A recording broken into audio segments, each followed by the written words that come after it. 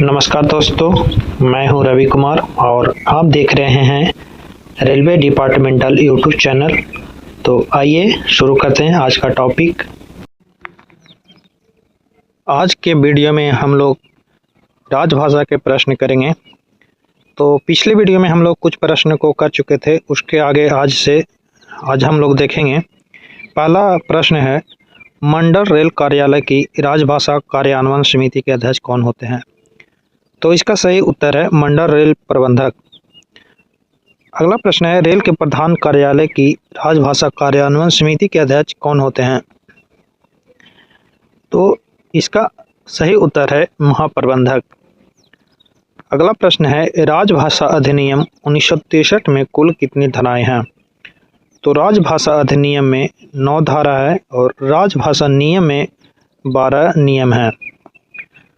अगला प्रश्न है, राजभाषा अधिनियम 1963 की किस धारा के अंतर्गत केंद्र सरकार को राजभाषा संबंधित नियम बनाने की शक्ति प्रदान करती है? तो धारा नंबर 108 है जो केंद्र सरकार को राजभाषा संबंधी नियम बनाने की शक्ति देती है। अगला प्रश्न है, तकनीकी रेल विषयों पर हिंदी में मौलिक पुस्तकें लिखने के लिए चालू की गई योजना कौन सी है? तो लाल बहादुर शास्त्री तकनीक मौलिक पुस्तक लेखन पुरस्कार योजना है। अगला प्रश्न है, मौलिक कथा या कहानी संग्रह एवं उपन्यास लेखन हेतु चलाई गई योजना का नाम क्या है? तो कथा कहानी के लिए मुंशी प्रेमचंद पुरस्कार योजना चलाई गई है। अगला प्रश्न है, मौलिक काव्य गजल संग्रह हेतु चलाई गई योजना का नाम क्या है? तो उस योजना का नाम मैथिली शरण गुप्त योजना है। अगला प्रश्न है, राजभाषा नियम 1976 के किस नियम के अंतर्गत कर्मचारी फाइल पर टिप्पणी या कार्यवृत्त हिंदी या अंग्रेजी में लिख सकता है? तो नियम 8K1 है जिसके तहत कोई भी कर्मचारी फाइल या टिप्पणी या कार्यवृत्त हिंदी या अंग्रेजी में लिख सकता है। अगला प्रश्न है, राजभाषा नियम 1976 के किस नियम के अंतर्गत केंद्रीय सरकार के किसी कार्यालय में प्रयोग किए जाने वाले रजिस्टरों के प्रारूप और शीर्षक हिंदी और अंग्रेजी में होने चाहिए? तो नियम 11(2) है। अगला प्रश्न है, रेलों के हिंदी पत्रिकाओं में प्रकाशित मौलिक लेख, कहानी, नाटक के लिए रचनाकारों को दिए जाने वाले मानदेय की राशि कितनी है? तो इसका सही उत्तर है 1000 रुपया।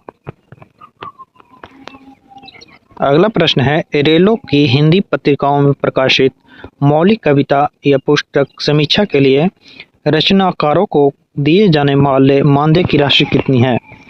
तो इसका सही उत्तर है 400 रुपया। अगला प्रश्न है, रेलों को हिंदी पत्रिकाओं में प्रकाशित मौलिक कार्टून चित्र के लिए कार्टूनिस्ट चित्रकारों को दिए जाने वाले मानदेय की राशि कितनी है? तो आंसर है 300 रुपया। अगला प्रश्न है, रेलवे बोर्ड राजभाषा कार्यान्वयन समिति के अध्यक्ष कौन होते हैं? तो इसका सही उत्तर है अध्यक्ष रेलवे बोर्ड। अगला प्रश्न है, रेलवे बोर्ड राजभाषा कार्यान्वयन समिति के सदस्य सचिव कौन होते हैं? तो अध्यक्ष रेलवे बोर्ड अध्यक्ष होते हैं और सचिव निदेशक राजभाषा के होते हैं। तो इसका सही उत्तर ख है निदेशक राजभाषा। अगला प्रश्न है, हिंदी में कार्य साधक ज्ञान रखने वाला कर्मचारी या अधिकारी किसी दस्तावेज के हिंदी अंग्रेजी अनुवाद की मांग तभी कर सकेगा जब वह दस्तावेज किस प्रकृति का हो? तो विधिक व तकनीक प्रकृति का हो तो वो अंग्रेजी में अनुवाद की मांग कर सकता है। अगला प्रश्न है, राजभाषा अधिनियम की धारा 3 के अनुपालन का दायित्व किसको सौंपा गया है?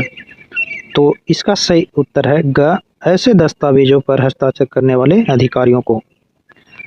अगला प्रश्न है, भारत सरकार के कार्यालयों में प्रयोग में आने वाली कैसी रबर की मोहरें प्रयोग में लाई जाएगी? तो इसका सही उत्तर है हिंदी में, उसके बाद अंग्रेजी में, उसके बाद द्विभाषी में होगा, यानी हिंदी अंग्रेजी दोनों में होगा। अगला प्रश्न है, हिंदी में प्राप्त 100% पत्रों के उत्तर किस भाषा में दिए जाने चाहिए?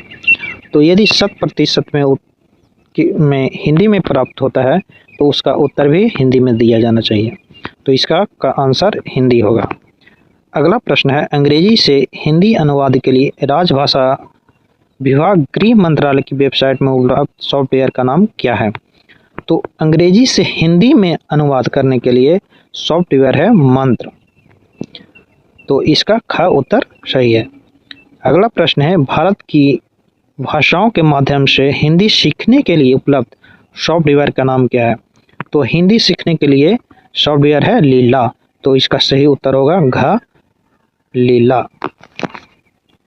अगला प्रश्न है, हिंदी स्पीच को हिंदी टेक्स्ट में बदलने से संबंधित सॉफ्टवेयर का नाम क्या है? तो इस सॉफ्टवेयर का नाम है श्रुत लेखन राजभाषा। तो इसका आंसर का होगा। अगला प्रश्न है, हिंदी टेक्स्ट को हिंदी स्पीच में बदलने से संबंधित सॉफ्टवेयर का नाम क्या है? तो इसका सही उत्तर होगा प्रवाचक राजभाषा। अगला प्रश्न है, हिंदी के प्रयोग के लिए वर्ष 2020-2021 के वार्षिक कार्यक्रम के अनुसार क क्षेत्र से क क्षेत्र के लिए हिंदी में कितना प्रतिशत मूल पत्राचार निर्धारित है? तो इसका सही उत्तर है 100%। अगला प्रश्न है, हिंदी के प्रयोग के लिए वर्ष 2020-2021 के वार्षिक कार्यक्रम के अनुसार क क्षेत्र से ख क्षेत्र के लिए हिंदी में कितना प्रतिशत मूल पत्राचार निर्धारित है? यदि क क्षेत्र से ख क्षेत्र में पत्राचार करते हैं तो भी 100% होना चाहिए हिंदी में। अगला प्रश्न है, हिंदी के प्रयोग के लिए वर्ष 2020-2021 के वार्षिक कार्यक्रम के अनुसार क क्षेत्र से ग क्षेत्र के लिए हिंदी में कितना प्रतिशत मूल पत्राचार निर्धारित है? तो यदि क क्षेत्र से ग क्षेत्र के लिए पत्राचार को 65% हिंदी होना चाहिए।